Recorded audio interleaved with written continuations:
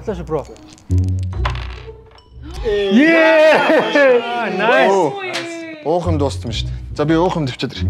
Bro, манданы уухам авчаарай.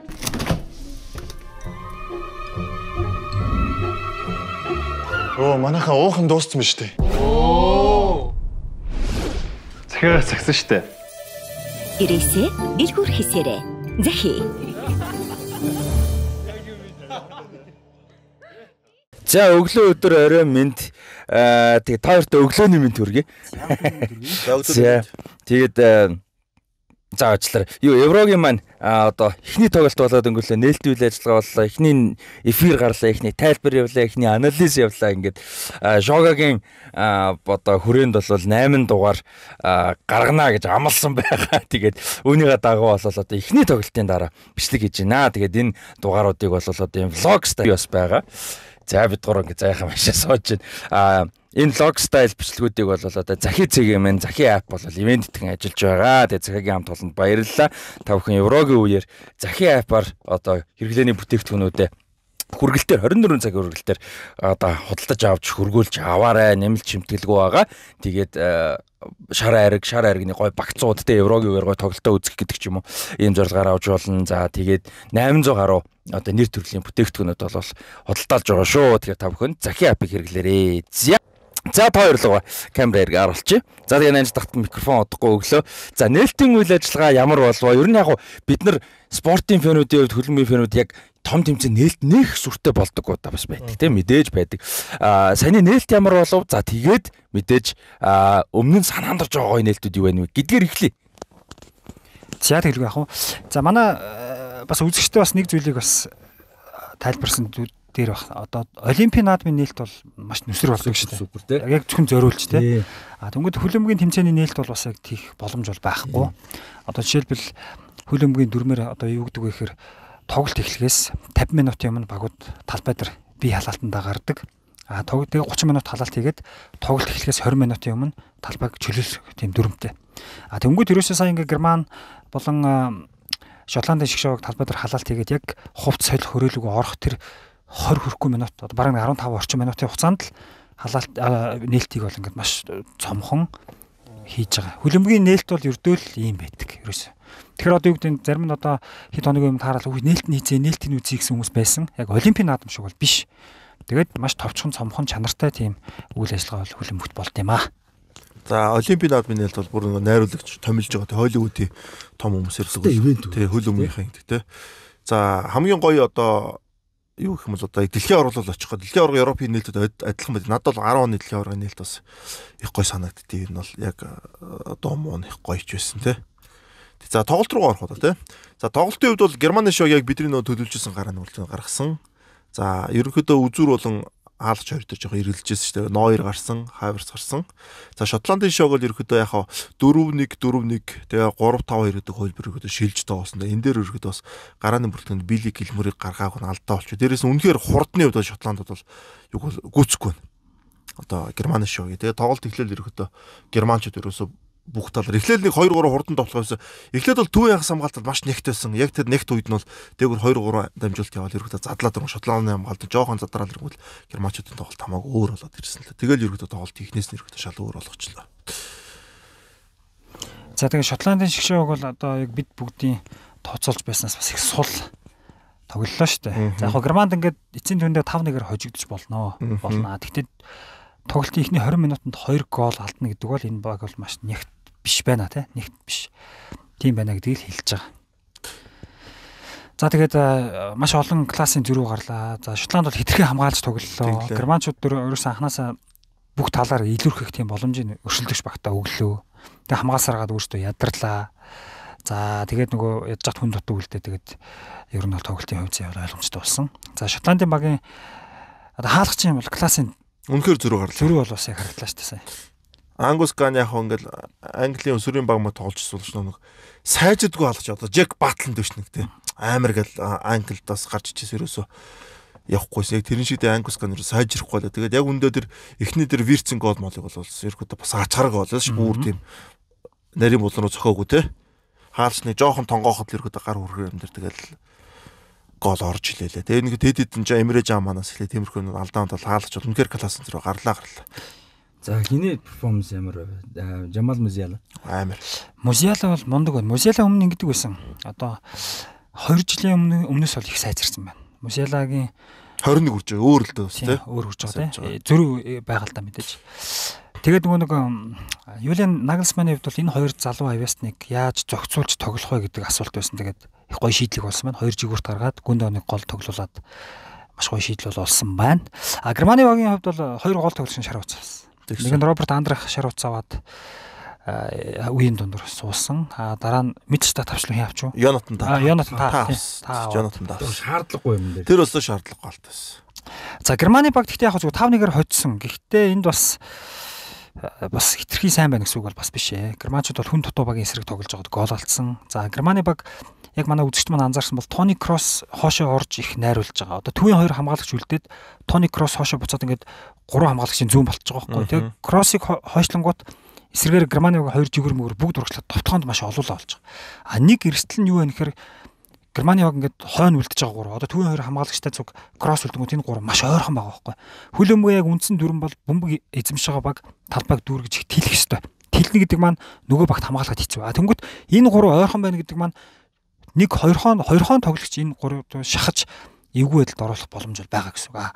Шотланд бол өнөөдөр шахсангүй. Тэ шахаад амжилтанд хүрээгүй нэг шах гэж үзээд. Тэнгүүт үнэхээр сайн шахдаг юм багуудын эсрэг яг энэ байрлалаараа Унгар эвгүй шүү. Тийм одоо хомигдмал тийм байрлалаар тоглох юм бол бас германчууд бас жоохон эвгүй байдалд орж магадгүй. Яг Германы нэг аврал нь юу гэхээр бүр эвгүй байдалд орсон үед хоошоо хаалгах хэрэгтэй өгөөд аваад тоглолтыг бас задлж болох л юм. Гэхдээ хитрхи ингэж одоо бөмбөг эзэмшиж байгаа үед талбайгаа дүүрэхгүй, тэлэхгүй ингэж тоглоно гэдэг бол бас одоо сайн багтай тоглоход бол бас санаа зовоох зүйл мөн шүү. Германд бол ерөөс шалгалт болсонгүй шүү дээ. Шотланд цанснаас муу байла. Дээрээс нь хүн айгуу ордон одоо гарчлаа тий.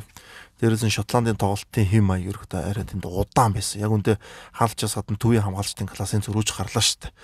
Бөмбөг тасалчаа тэр асар хурдан хугацаанд ирэх. Нэг бол одоо тэр Музиала тэр гүүж өчсөн ямар учиртай тэр хурдан тэр тий. Тийм зөрүүнүүд гарсан. Тэгэхээр энэ бол Германы шогийн хувьд шалгалт ерөөсөө яг том шалгалт бол байгаагүй. Би өөрөөр хамгийн том шалгалт нь Унгар их болоо гэж бодож байна. Яг Швейцар гайгүй их бах. Тэгээ Швейцар бас удаан. Юу нь бол жоохон ерөөд хамгийн гол тоглолт бол Унгар рейсер Герман хэрхэн тоглох вэ? Юу нь Унгарыг шалгаад байдсан шүү дээ Германы. Сүүлийн баг 2 евроор шалгаж байна тий. Тэнтэй адилхан ерөөд Унгар шал. За Шотланд бол ерөөд яг Шотландд бол жиг шалгалт байлаа энэ. Тэгээ жиг шалгалт. Одоо энэ Шотландын хувьд бол одоо Унгар юу хоёртоо Швейцар хоёртоо сайн тоглоод гарах боломжууд байгаа. Энэ бол хангалттай боломжууд байгаа. Германы эсрэг үнэхээр класс нь хүрсэнгүй те. Үнэхээр тоглох гээд чадсангүй яг үнэндээ. Унгар бол одоо үлдсэн Шотланд бол үлдсэн 2 тоглолтоос доор хаж 4 оноо авахгүй л хэцүү. Яг тэгвэл 3 оноо авна гэдэг маань сая ингээд асах төрб мөнгөтэй гэдэг бол одоо үзүүлэлт сайтай 3 дахь баг бол хамгийн муу болох шүү. Баг хамгийн муу болох гээд байна тий. 3 оноотой тий. Яг 2 оноотой нэг баг гарч ирдээ угаасаа. 2 оноотой ч юм уу. Тэгэхээр нэг тийм баг гарч ирлээ гэхэд тэгэл хэцүү. Нэг бол 3 оноотой ингээл 3 4 баг гарч Шотланд хамгийн сүүлд орно л та энэ бол. За энэ хэсгийн үргэлжлсэн тоглолт өнөөдөр 9 цагаас Швейцар Унгар байгаа. Зэрэг энэ тоглолтын дээр ямар таамагтай байна? Урдчилсан байдлаар. За тэгэл одоо энэ 3 баг гардаг учраас багууч энэ хамгаалт тоглодог болчиход байна. Тэгэхээр энэ хоёр өргөдөө нэлээд хамгаалт тоглоод магадгүй энэ хоёр хоорондоо тэнцээд тэг Шотланд хожино гэж бас тооцож байна шүү дээ. Тий. Тим тооцоож иж магадгүй энэ бол. Шотландаас эвгүй болчихлоо тий. Нөгөө хоёрт бас боломж илүү. Одоо 2 дахь тоглолт бүгдийг шийднэ. Ерөөсөө альч тэмцээнд 2 дахь тоглолт бүгдийг шийддэг. Эхлээд хожигдж бол 2 дээр тоглох юм бол маш том одоо сэтгэл зүйн хувьд урам зориг авдаг. 2 дахь дээр хожигдох юм бол тэгээ бүх зүйл шийдэгддэг. 2 дахь тоглолт л ерөөсөө волейбол тоглоход 3 дугаар үе ялсан баг бараг ялдаг гэдэг нэг юм байдаг шүү дээ. Яг түүнтэй адилхан хөлбөмбөгт бол хэсгийн тоглолтод бол 2 дахь тоглолт бүгдийг шийддэг. За Испани Хорват гэсэн гоё тоглолт бас хүлээж байна те. Швейцар Унгараас гадна. За Испани Хорват дээр тэгээ Итали Албаны тоглолтууд дээр санаанд орж байгаа хуваалцъя гэж бодсон таамаг ч юм уу тоглолтуудтай холбоотой юм зүйл. Швейцар юу хоёр дээр Унгараар дахиад нэмч. Энэ хоёр чи аль нэг нь хожигдчих юм бол угаасаа Германдад олно шүү дээ. Тэгэхээр энэ хоёр чи хожигдож болохгүй тоглолт яваад байгаа байхгүй аль альнийхөө хувь те. Хойлоо Германдад тоглоно. Тий, хойлоо Германдад тоглоно. Нэгэнд одоо ингээл Унгар хожигдчих юм бол дараа нь Германд за хожигдох магадлал өндөр болоо авчих шүү дээ те. Тэгмэл ердөө 3 оноо аавна гэдэг одоо тийм. Тэгэхээр энэ хоёр чи тэрэг айл хэдийн тооцоолсон учраас ерөөдөө бас тэнцэн дээр очиж магадгүй. Одоо эвгүй ер нь бол. За Испани Хорват хоёр бол байнга тоглоо. Өмнөх Европ Испани хорватын тоглолт үнэн амар тоглолт болсон шүү. Үндсэн зайд 3-3 тэнцсэн Испани 3-1-ээр hodж байгаа. Хорват сүүдийн дээр 89-90 дээр 95 дээр 2 гол яг тэнцүүлээд тэгээ Испани ч 5-3 ороод ижсэн. Амар тоглолт болж байсан дэр болсон. Үнэндээ гал гарсан тоглолт. Энэ хоёрын тоглолт гоё болно. Жинхэнэ шалгалт өгнө шүү дээ би эндээ шалгалт өгнө шүү дээ энэ хоёр. Тийм өстой тийх бах. За Албани Италийн тоглолт бол ерөөхдөө Италид шалгалт бол чадах нь үгүй юу сайн мэдэхгүй байна ерөөхдөө. Албани Италиг өнөөдөр шиг болчих магадгүй бас тий. Тэгээ яг Италиг хармаар нь гол нь. Тий. Итали амар тийм одоо бүрхэг байгаа байхгүй одоо Герман бол бид нар тооцоолж гараа нь ингэж байгаа нь ерөөхдөө ингэх байх гэсэн.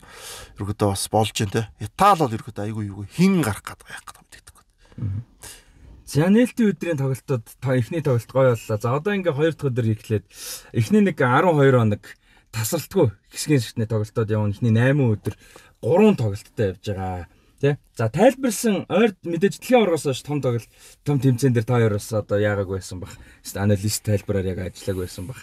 Буцаад тайлбарын юунд авах, анализд авах гоё байсан аа. За үндэ гоё л ш. Би ч угаасаа тайлбарлах дуртай гэлэхүү бүр тэсгүүл релиз ш. Тэс чадахгүй нэ. Тэгэл яа харахгүй тэгэл тэс чадахгүй тэсрээл орсон ш. Тэрээс яг үндэ бол. Та сайхан байлгүй яах вэ? Мэдээж том тэмцээн, том төсөл төр ажиллана гэдэг бол үргэлж гоё байдаг. Тэгээд одоо ингээд баярын өдргээд бүр ингээд огт өмсөөгөө хувцас ингээд өмссөн явж байгаа шүү үзэх штеп. Энэ зөв ойлгоно.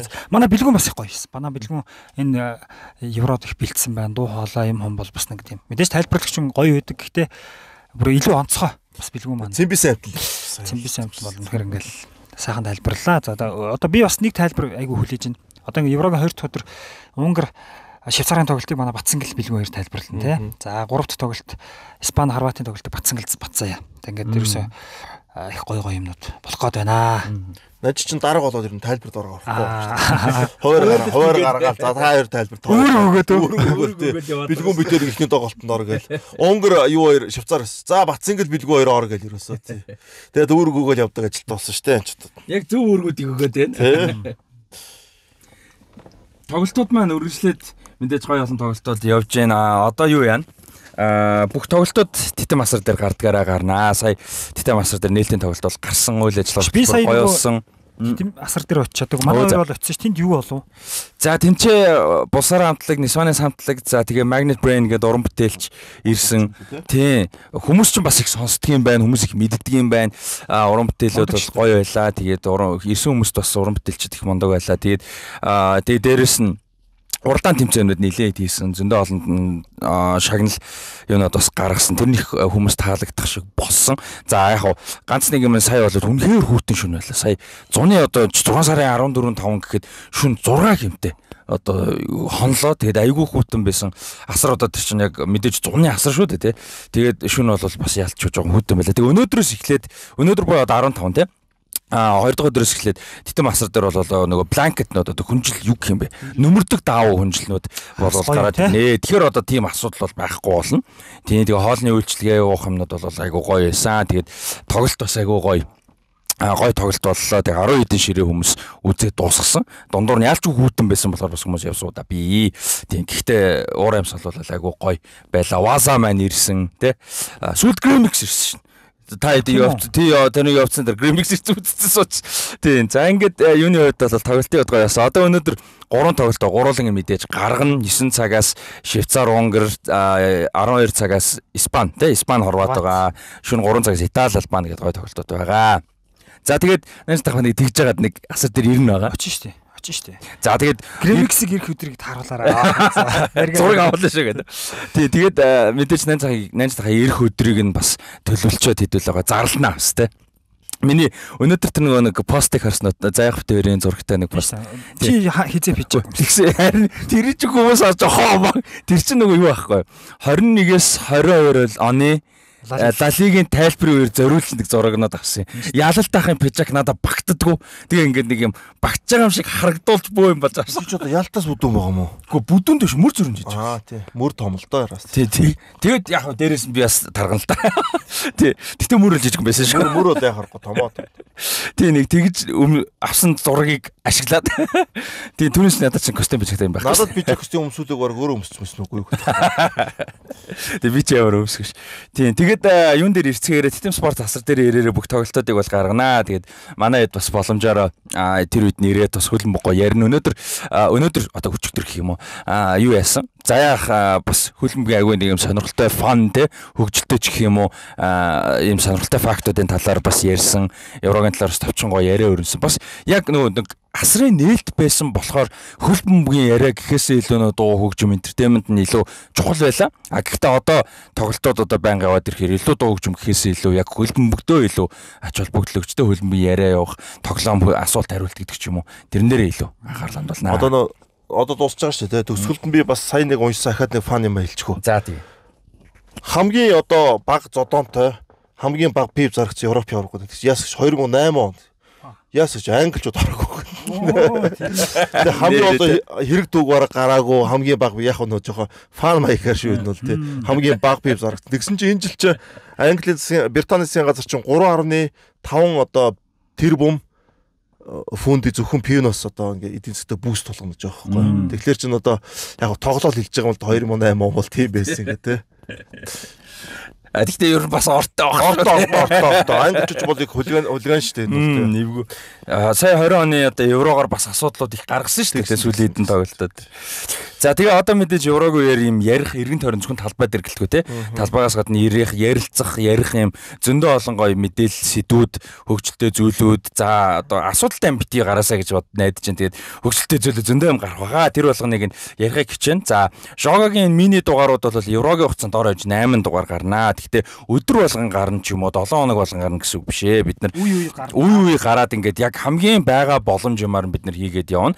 Илүүг бол үнэхээр амлах боломж. Одоо өнөөдөр жишээ нь энэ хоёр маань одоо нэг нь тайлбар дуусчихсан, нэг нь анализ дуусчихсан. Би одоо тэнцээ асар дээр ажил дуусчаад тэгээд ирээд өглөөний 6 цаг 5 минут бид нар бичлэгээ сууж जैन. Тэгээд аль болох бас хурдан гаргана гэж найдаж байна юм шлээ. Тэгэхээр та бүхэн бас үдсэн дороо хуваалцаад лайк дараад сэтгэлдээ бас хуваалцаад ингээ гоё цөөхөн цагийн амтай контент эднэр яг үнэндээ тий. Тэгээд бас энэ контентыг ивент итгэгчээр ажиллаж байгаа Захигийн хамт бол үнэхээр баярлалаа гэж хэлмээр байна. Энэ бол яг үнэн шударга л цөөхөн цагийн амтай байхгүй. Тэгэхээр та яд олж үзэж байгаа үедээ гоё идэвхтэй оролцоорой. Захигийн хамт олондоос баярлалаа. Өнөөдөр Захигийн хамт олон бас ирсэн ивент дээр ирээд ширэн дээр сууж байгаа бас гоё юу яаж байгаа уур амьсгалтай байж байгаад Нисванис Булсарагийн тоглолтын дээр бол тэр эцэст амар уур амьсгалтай байсан. Ер нь асрын уур амьсгалыг баг гол оруулсан хүмүүс. Манай дээр хойноос хүмүүс чинь. Тий Захигийн хамт олон байсан. Тэр эцэст уур амьсгал янзаа оруулсан шүү дээ. Та анзаарсан баг тий. Тэгсэн. Тийм Захигийн хамт олондоо баярлалаа. За тэгээд Титэм спорт асар дээр ирцгээгээрээ тоглолт болгон гарна. За мэдээ централ телевизээр бол бүх тоглолтууд гарна. Манай хоёр бол тоглолтуудыг тайлбарлаад анализ хийгээд ингээд яриад явнаа. Өнөөдөр бол 3 гой тоглолт байгаа. За тэгээд мэдээж төгсөхгүй үргэлжлээд явна. За тэгээд Захи Цэгэmäний хамт олондоо баярлалаа. Лайк дараарай, комент бичээрэй. Сэтгэлдээ хуваалцаарай. Тэгээд та хоёртой бас олон цагийн ажлын дараа өөрөөр бас цаг ажил уучлаарай. Би яс ядарч цаг заваа гаргасанд баярлалаа. Хасита баярлалаа. Баярлалаа. За тэгээд дараагийнхаа тоглолтуудаар контентуудаар уулзцай тоглолтуудаа үзээрэй. Захи Цэгэmäнд баярлалаа. Асар дээрээ ирцгээгээрэй. Баярлалаа. За явлаа шүү бро. Nice. Уухан дуустсан шүү дээ. За би уухан дэвчээд ирэх. Бро, мэнтэний уухан авчаарай.